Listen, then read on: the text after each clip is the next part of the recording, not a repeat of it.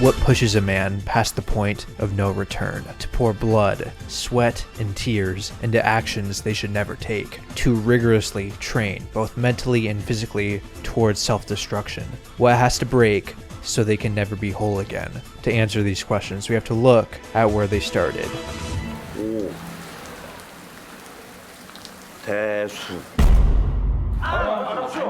Dae-su lives a pretty ordinary life, one that he can remain carefree after having too much to drink on a night out. Most importantly, he's a family man with a wife and a daughter, whose birthday just happens to be today. And the gift he got for her, a set of angel wings, which he tests out while waiting for his friend to come and post bail, all the while some cops have to deal with his antics. No matter how much he makes a fool of himself, Dae-su lives without consequence in a happy little vale. But all of that would be whisked away soon, as when his friend arrives, Dae-su is nowhere to be found, except for his daughter's birthday gift, lying in the rain.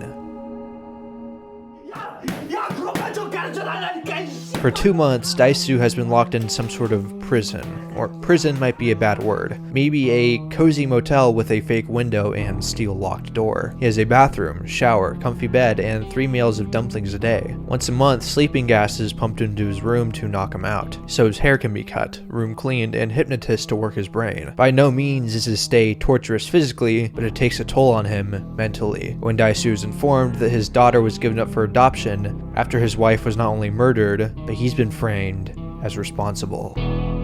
To cope, he turns to the only other friend he has with him in the apartment, a painting on the wall, aptly titled The Man of Sorrows, a painting from 1981 by James Ensor that depicts Jesus Christ atop the cross, as a delirious forced smile sits across his bleeding face, one that Dae-su likes to mimic. It's rather macabre and disturbing, far from the type you'd want staring at you in your hotel room. Sitting below it is a quote that reads, "Laugh and the world laughs with you, weep and you weep alone." Whatever semblance of the cushy, ordinary life he led, the veil of blissful ignorance that protected him from the horrors of the world has been ripped away, leaving him entirely alone and afraid of his uncertain future. Dae-su has no idea who locked him up and why. All he can do is sit and watch as they take everything from him. So what does one do when their comfortable veil is shredded? Build a new one.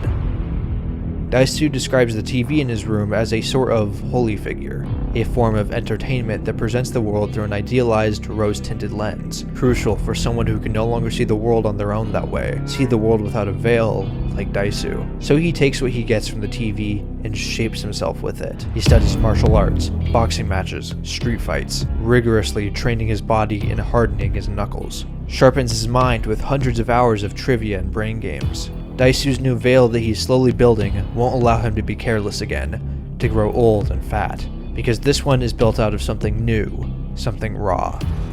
Vengeance. Literal years pass as he chisels himself into a killing machine, filling journals with his desire to punish whoever put him in here. All the while, the outside world evolves. 2 years, 3 years, 5, 10, 15 of nothing on his mind but vengeance. It's not easy. He attempts every form of escape from brute force to suicide, but nothing works. Until after who knows how long of digging into brick with chopsticks, he reaches the outside. It's just a few more days until he's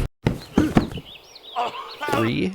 Waking up with some clothes and his journal atop a building, the first thing Dae-su sees is a man sitting on the edge of the railing, about to commit suicide. The first human being he has seen in years. He is finally in the open world. The man proclaims, "Even though I am no better than a beast, don't I have the right to live?" Dae-su starts on his journey to revenge, leaving the man to his own devices as he jumps to his death.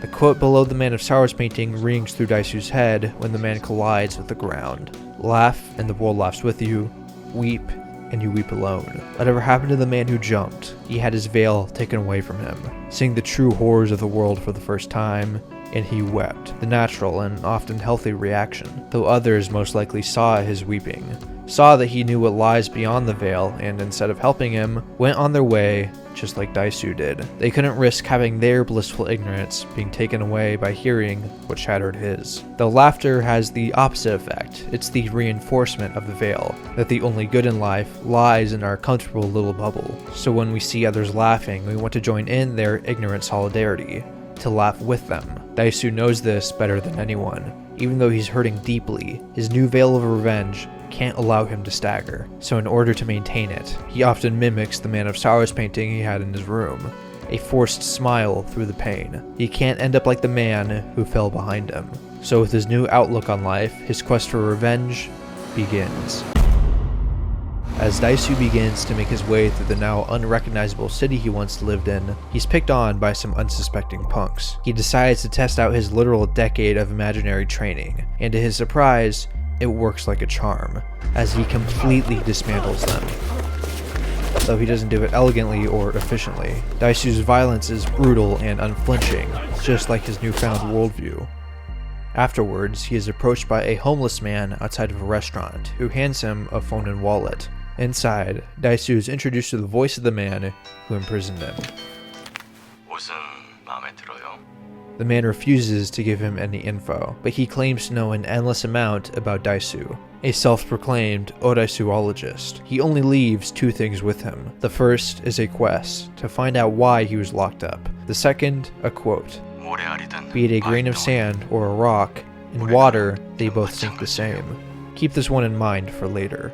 Dae-su's anger is burning, as his desire for revenge has not only been given a shove, it's now morphed into a little mystery fantasy. Like a knight in shining armor on a noble crusade, his new veil continues to shape. To take his anger out, he asks to eat something alive. The chef brings him a squid to cut, but instead, he chews it whole, slowly, savoring the snuffing out of a life, and collapses.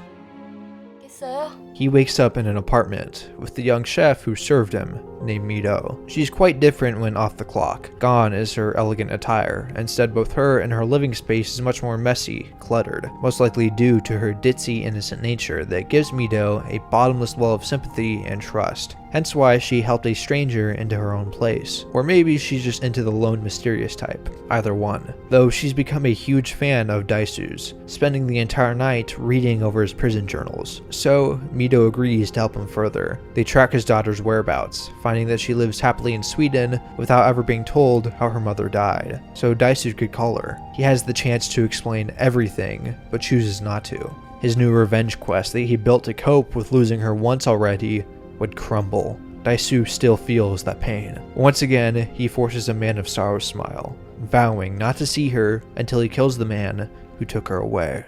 Dae-su and Mido continue their investigation by visiting every place in the city that serves dumplings to find the exact food he ate 3 times a day, 15 years straight. They spend days touring dozens and dozens, but it seems to be futile. All the while, his former captor taunts him when Mido suddenly gets messages online from a stranger named Evergreen asking how his life in a bigger prison, Mr. Odaisu. Then, when he finally finds the dumplings and after stalking the delivery boy, finally reaches his destination.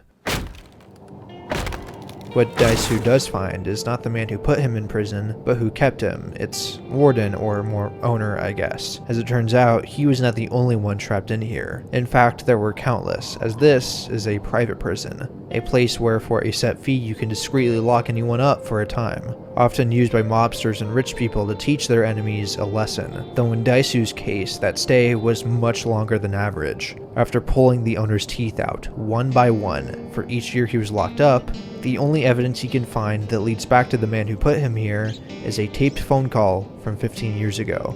But before he can play it, reinforcements arrive. Once again, Dae-su fights like an animal backed into a corner. Literally, multiple times he is kicked down, but uses every dirty trick in the book to get back up, single-handedly fighting off more than 20 dudes with nothing but a hammer and his fists. It's a battle that he not only revels in, but at the promise of more.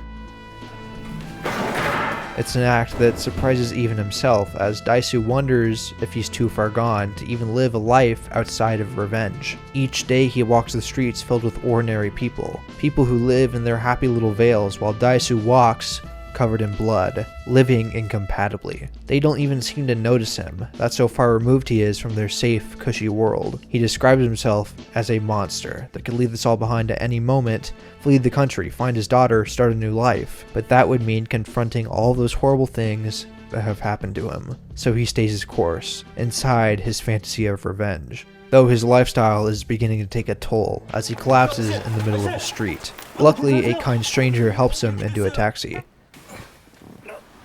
Farewell, Dae-su. We get our first face-to-face with the man who calls himself Evergreen, the one who locked him up, the person who looks so ordinary that Dae-su never in a million years would have picked him out had he not taunted Dae-su.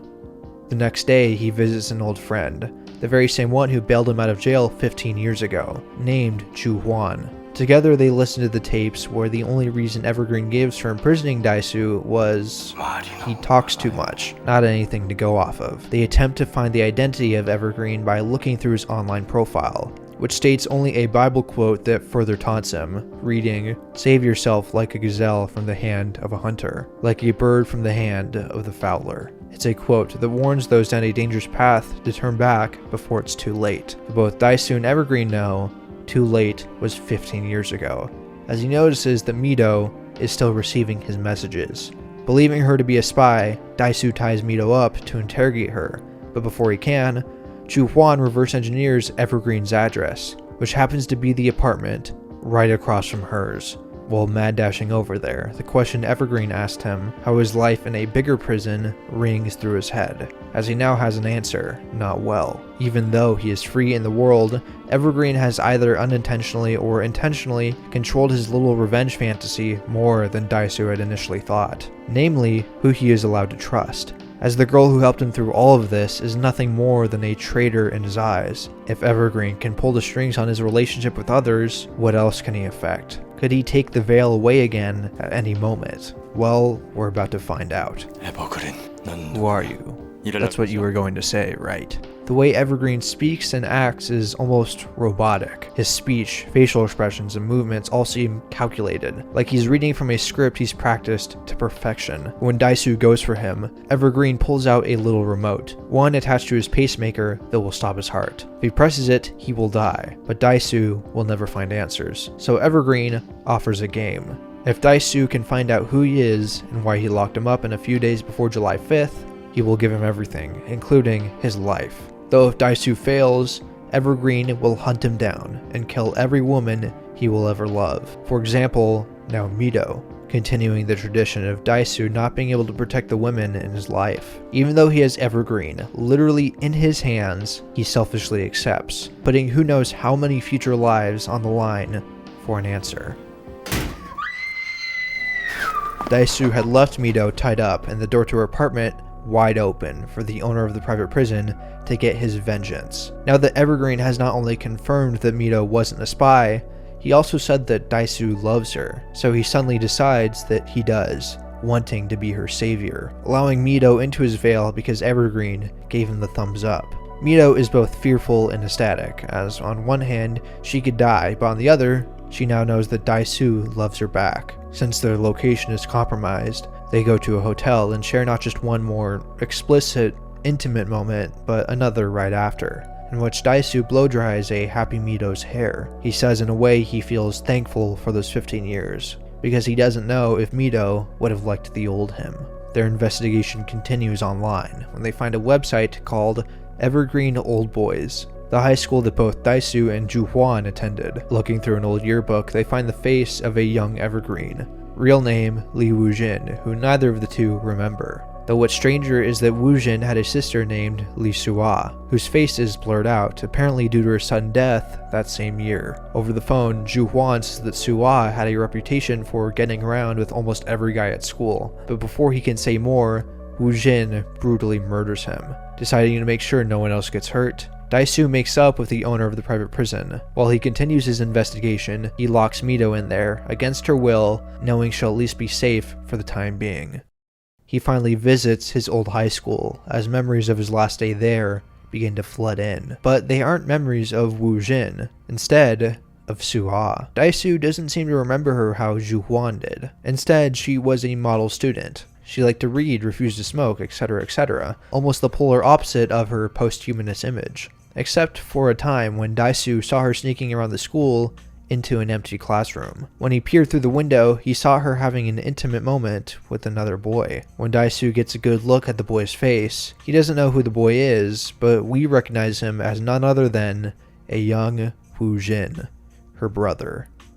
Afterwards, he tells a young Ju-hwan what he saw through that window, still unaware it was incest, and he wouldn't know until now.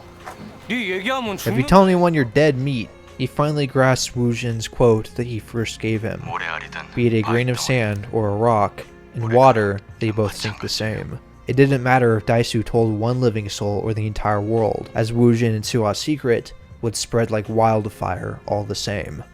Leaving Dae-su to conclude that Sua's death wasn't an accident, and may just be the answer as to why his comfortable veil was taken from him 15 years ago. It is now July 5th, not only his given deadline, but the anniversary of Sua's death. Mido is happy, because she now believes it will all be over since he has his answer they can live in peace. But Dae-su knows, and we know, he's not coming back from this. With the encouragement of Woo-jin, he has taken that veil of vengeance that kept him going all those years and tied it into a noose around his neck. Vengeance has now become a part of me. So he prays for Mido, that she can move on and next time fall in love with the younger man. He tracks down Woo-jin's apartment using the Bible verse he gave him earlier, the very same one that warns those to turn back before it's too late. When he finally tries to enter, he can't seem to get the door code right, until someone else steps in to help him. He can't even complete his revenge without Woo-jin's permission, though no matter, as Dae-su has him beat. You slept with your sister. Let's talk. Dae-su criticizes Woo-jin for erasing his memory of those events, believing that to be the reason for the hypnotist who visited him in prison. Though Woo-jin denies doing any such thing, the reason he forgot was simply, he forgot. It was a single, inconsequential moment from his youth that anyone would have let slip their mind. But that didn't matter, as the rumor Dae-su started grew and grew and grew to the point where many said that Sua was actually pregnant. Your tongue got my sister pregnant. So Woo-jin decided to give Dae-su a taste of his own medicine. It didn't start at the imprisonment, it started at hypnosis, as Dae-su wasn't the only one who was put under a spell, but Mido as well. Woo-jin could only leave suggestions, not manipulate emotions or memories. So he had only suggested that Dae-su visit Mido's restaurant, for Dae-su to say certain words when he hears a certain ringtone, for Mido to respond to said words by touching his hand, and in turn, he would pass out and she would take him back to her place. From that point on, their relationship was free to blossom as the two saw fit. One word gets you pregnant, one word gets you in love. Hypnotism is another representation of the veils we willingly live in to block out what we don't want to see. Woo-jin comments that Dae-su, someone who was desperate for a new veil after it was taken from him, was far more susceptible to hypnotism than the average person. But the real twist is when Woo-jin reveals he has a present for Dae-su, a photo book. It starts out with a picture of Dae-su with his wife and daughter 15 years ago, when the veil was intact. As he flips through the book and the years go by, Dae-su is no longer in the pictures and eventually no longer his wife, just his daughter alone. She slowly grows up till grade school, middle school, high school, till now, where she looks exactly like Mido. Laugh and the world laughs with you, weep and you weep alone. For the second time in his life, Dae-su's veil has been ripped away. Woo-jin had purposely tied that revenge fantasy around Dae-su's neck, with the promise that he would die before it was taken away a second time. Instead, he only pulls it from under his feet, to once again show Dae-su what is truly in front of him. Even with his veil gone, even in his white-hot rage, Dae-su desperately maintained his Man of Sorrows face, in fear of even now weeping alone, though it's futile. Dae-su's torment isn't over, as Woo-jin has Mido captive and is threatening to present her with the very same picture book. For the first time, Dae-su drops his gruff, mysterious voice, as he frantically warns Mido against opening the box, begging Woo-jin on his hands and knees. Without Woo-jin even telling him to, Dae-su cuts out his own tongue in an act of desperation. That way, it can no longer cause any damage like it did to Woo-jin's life. All the while, Woo-jin is completely unable to contain his laughter, though at the last moment, he decides to not show Mido what is in the box, knowing that Dae-su will have to live with that. As he leaves, he tosses Dae-su the remote to stop his heart. He frantically presses it, only to find a place for a recording over the apartment speaker, a recording of him and Mido having sex. Woo-jin never intended to die, only to show Dae-su what he had become. As he now leaves him, to weep alone. Slowly, Woo-jin descends the elevator. He has a look of satisfaction, knowing that his life's goal has finally been met, but it slowly begins to melt as his memory goes back to the day his sister died. Woo-jin isn't the most reliable narrator. He claims that his sister wasn't pregnant, even though admitting she was showing signs of pregnancy. While he may have just been using that as a figure of speech, saying that people said her belly was swelling when in actuality it wasn't. But Dae-su seems to think the opposite, and Woo-jin is just delusionally denying that Soo-ah actually was carrying his child. Whether she was or wasn't pregnant doesn't really matter. Either way, both Woo-jin and Soo-ah's lives were completely uprooted, their veils torn to shreds as they both wept alone, ousted by society's veil seen as a stain on it. And Soo-ah figured that the only way for life to go back to normal was for her to die. That way, the either literal or metaphorical baby would go along with her, leaving zero chance for rumors to spin further out of control. Then, at least her sacrifice would allow Woo-jin to go on living a normal life, go back inside of his veil. So she jumped off the bridge and into the water of her own volition. And her death did give Woo-jin a veil back, but not the one she intended. You see, just like when Dae-su was imprisoned and his family destroyed, Woo-jin knew that there was no way to go back to his old, blissful ignorance. So he had to build a new one out of what he had,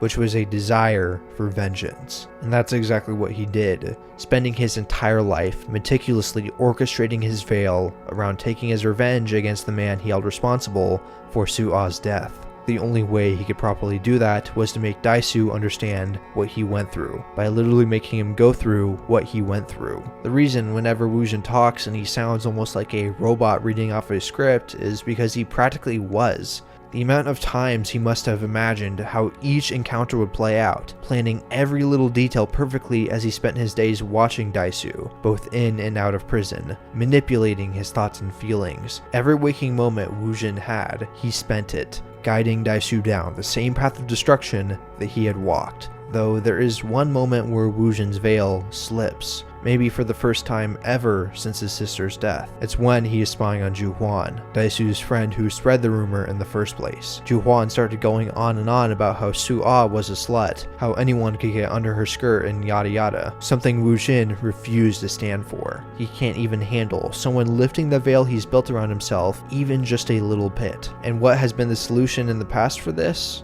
Death to whoever causes it. He killed Ju-hwan in panic, and when he talks to Dae-su over the phone, he doesn't sound scripted, he sounds desperate. Desperate to tell Dae-su that his sister was no such thing, to correct the veil no matter how little it was nudged. Though for someone who is so poor at handling these outbursts, he seems surprisingly enlightened on the nature of them. Woo-jin gives countless quotes to Dae-su, quotes that spell out the dangers of blind vengeance. The most apt is when he told Dae-su that revenge is good at numbing the pain, but once the revenge dries up, the pain comes rushing back. While this was more of a taunt than a warning, Woo-jin would have done well to take his own advice as he rides down that elevator. Having done away with his veil of vengeance, he can finally look at the past, unfiltered, bringing himself back to that day on the bridge above the water, where he held onto Soo-ah's hand desperately as she dangled. She calmly told him to let her go, that she knew this was the only way for Woo-jin's fears to dissipate.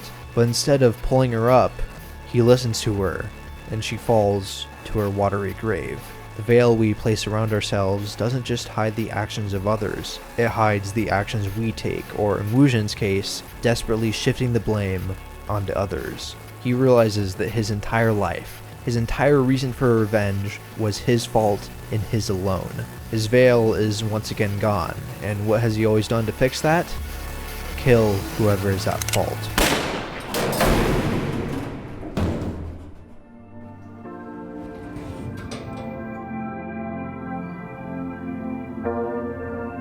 It is unknown how much time has passed since the day Dae-su's veil was torn, but it couldn't have been long, even though his appearance would have you believe otherwise. His face has wrinkled considerably, and his hair is almost an ashy gray, but it's mainly in his expression. He looks feeble, like he can barely cling on to life without his veil. He doesn't even put on his Man of Sorrow smile anymore, he just looks defeated. In one final attempt to go back, he finds Woo-jin's hypnotist and asks her to make him forget everything. She's not interested in his pleas, but the last line of his letter catches her eye. "Even though I am no better than a beast, don't I have the right to live?" The same quote said by the man who committed suicide at the beginning of the film. Oldboy is about the veils we build around ourselves to remain ignorantly blissful of the horrors that remain in our actions, and the lengths we go to restore them once they're taken from us. The worst things that mankind is capable of, things that most can't or more likely won't dream of, don't happen in rare instances. They're day-to-day occurrences. Are they out of our control? Well, yes and no. War, genocide, poverty, hunger, destruction. Those are beyond our individual control, but as a collective, it's practically within reach. I mean, we all agree they are terrible things, but yet we still let them happen. We still commit them. So why don't we all band together to agree to end terrible things? Well, I mean, come on, we can barely agree on a single decision, much less get 8 billion people systematically in sync. It makes you feel powerless and inconsequential, that we have an entire life ahead of us, yet we can barely change one thing about the world, no matter how hard we could try. If you keep trying to wrap your head around it, you'll weep. And when we weep alone. So we use our veils to block the bad things out and pretend like they don't happen, shoving whatever we don't want to see under the veil before it can sink its teeth into us. Sure, there are those who ruin and take lives en masse. Dictators, warlords, politicians, CEOs, billionaires, the list goes on, and they get away with it because they know how to keep terrible things away from our doorstep. Instead, in some place where we can have them out of sight and out of mind. In the end, who is worse, the single doer or the billions of ignorant enablers like me and you? Though at least we can stay laughing together. Dae-su is someone who had his veil taken from him, not once, but twice. Everything he is, every awful action he's taken was laid out in front of him. Actions so horrible, no third veil could possibly hide them. So the hypnotist is Dae-su's only way out. She decides that the best course of action is to separate his brain into 2 personalities. The first will be named Dae-su, a version of him that appears blank-faced and emotionless. This personality will not know what happened in that apartment. The second will be known as the monster. He will know the secret and keep it to himself, all while grinning eerily. From there, the monster will walk, aging 1 year with each step, and once he reaches 70, the monster will die peacefully. He wakes up to find not only the hypnotist gone, but that he has walked exactly 70 steps. So, who is he now? Is he Dae-su? Is he the monster? Or is he none? The director of Oldboy, Park Chan-Wook, left the ending of his film to be purposefully ambiguous, for everyone to have their own interpretation of his finale. Though, personally, my interpretation has always been that Dae-su became the monster, the one who will selfishly keep all that he knows a secret, in an attempt to hold on to what was. But the other personality, Dae-su, also lives, but not inside of him. Though in order to explain what I mean, we have to go back.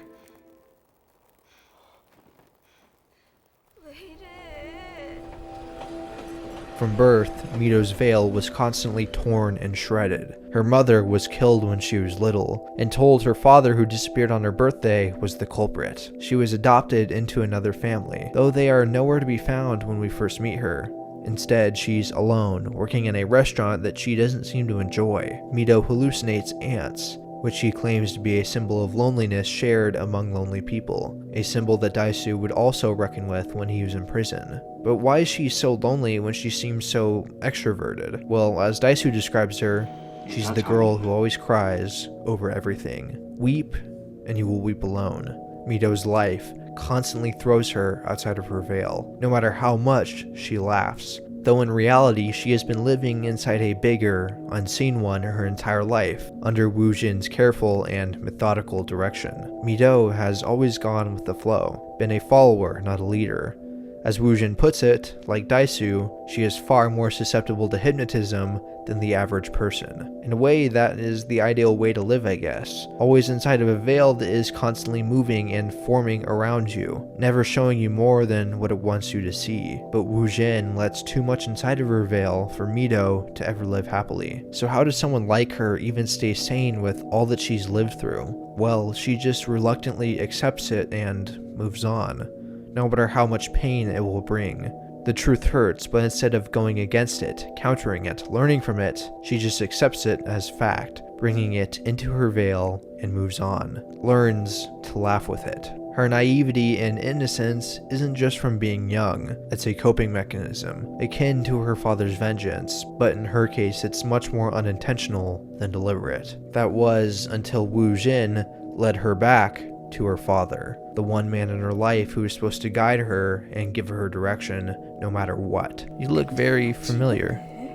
Where have we met? Mido's easygoing nature is something Dae-su takes advantage of multiple times whenever he betrays her. I mean, he literally left her to be murdered and abused, only saving her because Woo-jin told Dae-su that he could trust her. He likes to pretend to be her knight in shining armor, only when it's useful for his veil, for his way of coping with the past. While it may seem like Dae-su is trying to save Mido from the pain of the truth to keep her veil intact, we've been shown time and time again that she can handle it. Maybe not well, but she has accepted far worse. She literally tells him when they first meet that she wants the truth and always the truth. She'll always push through. Though in Dae-su's eyes, inside of his veil, she would no longer be innocent, able to fit inside of his fantasy. I love you. Oh, Dae-su. While the monster lives inside of him, his second personality, Dae-su, also does, but only in Mido's eyes. She doesn't know that she is his daughter. Her veil and her love for Dae-su will always remain. He will always be her knight in shining armor. He'll always be Dae-su. For the first time in her life, her veil remains intact, and the monster that is her father will always remain broken. Dae-su wants to weep, but instead he forces himself to laugh.